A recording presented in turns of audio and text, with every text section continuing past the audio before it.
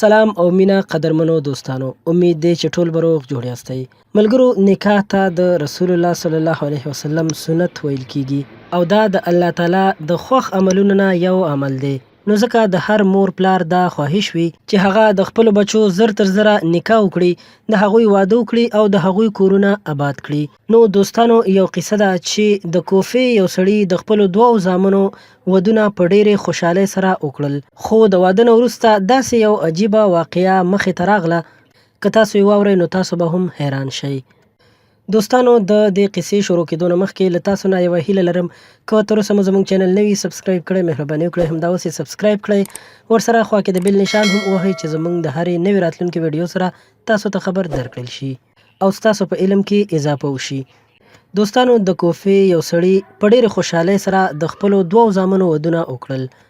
د ولیمې په دعوت کې ټول خپل خپلوان موجود وو. سفیان سوري او امام اعظم هم په دې دعوت ولیمه کې شریک وو.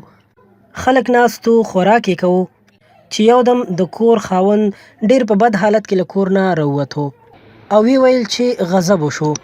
د واده په شپه باندې د ښځو او میړونو یو بل سره بدلون شوی دی. کمې ښځې چې کوم سړي سره شپه تېره کړې هغه د هغې خاوند نه دی. سفیان سوري وویل چې د امیر معاویه په زمانه کې هم داسې یو واقعه راغلې وه. دې سره په نکاح باندې هیڅ فرق نه پرېوځي، البته د دواړو مهر به لازمیږي. په دې وخت کې مصر بن کدام هم ناست و. هغه د امام صاحب طرف ته متوجه شو او وی ویل چې ستاسو څه رای ده؟ امام صاحب ورته وویل چې اول دواړه هلکان زما مخې ته راولئ، بیا به زه ځواب ورکړم. دواړه خاوندان یې راوغوښتل او امام صاحب د دواړو نه جدا جدا پوښتنه وکړه چې تا د کومې ښځې سره شپه تېره کړې ده؟ که هغه ستا په نکاح کې پاتې شي نو آیا تا ته خوښه ده؟ دواړو وویل هو. بیا امام صاحب وفرمایل چې تاسو دواړه خپلو ښځو سره، یعنې چا سره چې ستاسو نکاح شوې وه، طلاق ورکړئ او بیا هر یو سړی هغې سره نکاح وکړئ چا سره مو چې همبستري کړې، یعنې شپه مو ورسره تېره کړې ده. دوستانو، دا واقعه د عقود الجمان نومي کتاب کې په صفحه نمبر 255 کې لیکلې ده. دوستانو، له دې واقعې نه اندازه لګولی شو چې د امام اعظم صاحب پوهه، د هغوی عقل او د هغوی شعور تر دې حده ډېر و چې هغوی د دومره لوی مسلې حل په ډېر لږ وخت کې او په ډېر ښایسته انداز کې ویستو چې نه د چا کور متاثره شو او نه د چا زندگی خرابه شوه، بلکې دواړه کورنۍ آبادې شوې او هغه والدین یعنې مور پلار چې هغوی د دواړو زامنو ودونه کړي وو، هغوی هم په هیڅ مشکل کې پرې نه وتل.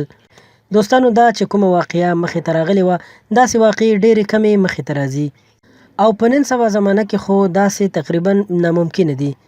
خو پخوا زمانه کې دا هر څه ممکن ځکه وو چې په هغه وخت کې به د واده نه مخکې جینۍ او هلک یو بل نه لیدل، یعنې خاوند او ښځې به یو بل نه پیژندل او نه به یو بل مخکې نه لیدل.